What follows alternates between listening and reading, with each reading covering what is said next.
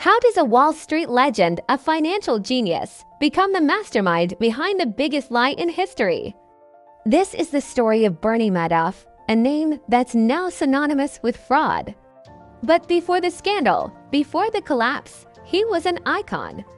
Picture this. It's 1960. A young, ambitious 22-year-old named Bernie Madoff starts his own firm with just a few $1,000s he saved from lifeguarding and some money borrowed from his father-in-law. This wasn't some Wall Street blue blood. This was a kid from Queens with a vision, and his vision was ahead of its time.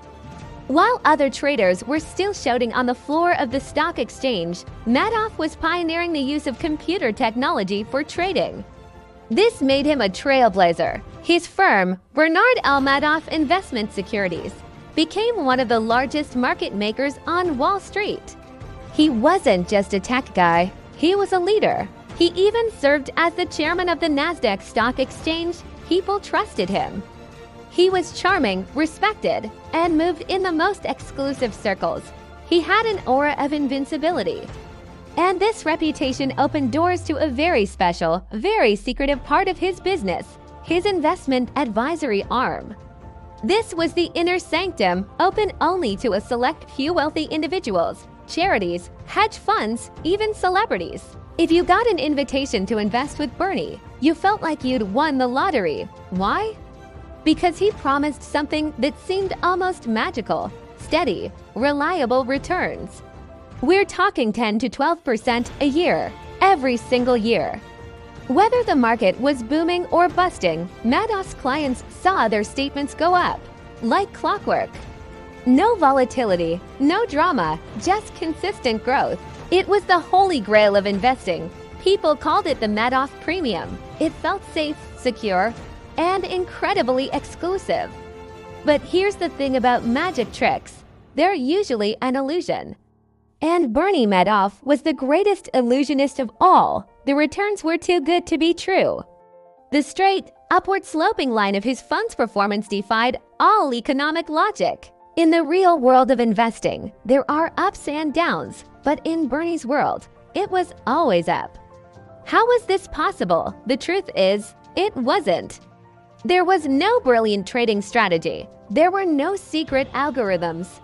In fact, for years, Madoff's firm barely made any trades at all for his advisory clients. So where was the money coming from? It was a classic, brutally simple con, scaled to an unimaginable size, a Ponzi scheme. Here's how it worked. When new investors gave Madoff their money, he didn't invest it. He simply deposited it into a bank account. When his older investors wanted to withdraw some of their profits, Madoff would just pay them using the money from the newer investors. As long as more money was flowing in than was being requested out, the illusion could continue. He created fake trade confirmations and falsified account statements, mailing them out to thousands of clients, each one a piece of fiction designed to maintain the fantasy of their growing wealth. The entire operation was a lie managed from a separate, secret floor in his New York office, hidden away from the legitimate side of his business. A small, loyal staff generated these phony documents, creating a paper trail for a financial empire that didn't exist. It was a high-wire act, dependent on a constant influx of fresh cash and the unwavering faith of his investors. You might be thinking, how did no one notice? Well, some people did. A financial analyst named Harry Markopoulos was one of them. For nearly a decade, he tried to warn the Securities and Exchange Commission, the SEC. He did the math, he laid it all out. He basically handed them a roadmap to the fraud, repeatedly telling them that it was mathematically impossible for Madoff to be generating the returns he claimed. He called it the world's largest Ponzi scheme. But his warnings were ignored, dismissed time and time again. The SEC conducted multiple investigations over the years, but somehow, astonishingly, they found nothing. Madoff's reputation was his shield. He was too respected, too powerful. Nobody could believe that the former chairman of the NASDAQ would be running a simple, street-level scam. So the scheme continued to grow, ballooning into a financial black hole. Madoff wasn't just a con man, he was living like a king on his clients' money. He had multi-million-dollar homes in Manhattan, Palm Beach, and the south of France. He owned yachts, a private jet, and lived a life of unimaginable luxury. All of it was funded by the stolen life savings of his investors' retirees, working families, charities, and university endowments. He was literally spending their future to finance his present. For decades, the charade held, but every Ponzi scheme has an expiration date. Madoff's came in 2008. The global financial crisis hit and the stock market plummeted. Panic set in. Investors, seeing their other assets evaporate, turned to what they believed was their safest bet, their Madoff accounts. A flood of withdrawal requests came in, totaling around $7 billion. But the money wasn't there. The bank account was running dry. There weren't enough new investors to cover the massive outflow. The music had finally stopped. The pyramid was collapsing under its own weight. Trapped, with nowhere left to run, Madoff knew the game was over.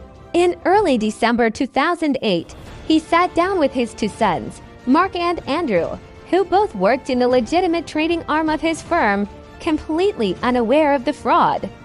He confessed everything. He told them his investment advisory business was one big lie. It was all a giant Ponzi scheme. Stunned and horrified, his sons did the only thing they could. They went to the authorities. The very next day, Bernie Madoff was arrested by the FBI at his Manhattan apartment. The fallout was catastrophic. When the dust settled, the numbers were staggering.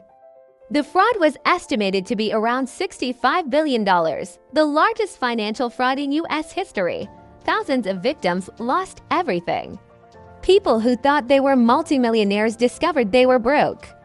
Retirees had to go back to work. Charities that depended on Madoff's returns were forced to shut down. The stories were heartbreaking. People lost their homes, their security, and their trust in the financial system. The consequences for the Madoff family were just as tragic. The name became a curse. His son Mark, unable to escape the shame and public scrutiny, tragically died by suicide 2 years to the day after his father's arrest. His other son, Andrew, died of cancer a few years later, blaming the stress of the scandal for its return. The family was shattered, destroyed by the patriarch's greed. Bernie Madoff was sentenced to 150 years in prison, the maximum possible sentence. He showed little remorse for his actions, often blaming his victims for their own greed. He died in a federal prison hospital in 2021, leaving behind a legacy of ruin and betrayal. The story of Bernie Madoff is a chilling reminder of how trust can be weaponized, how greed can consume a person, and how a lie, no matter how big or convincing, will eventually crumble.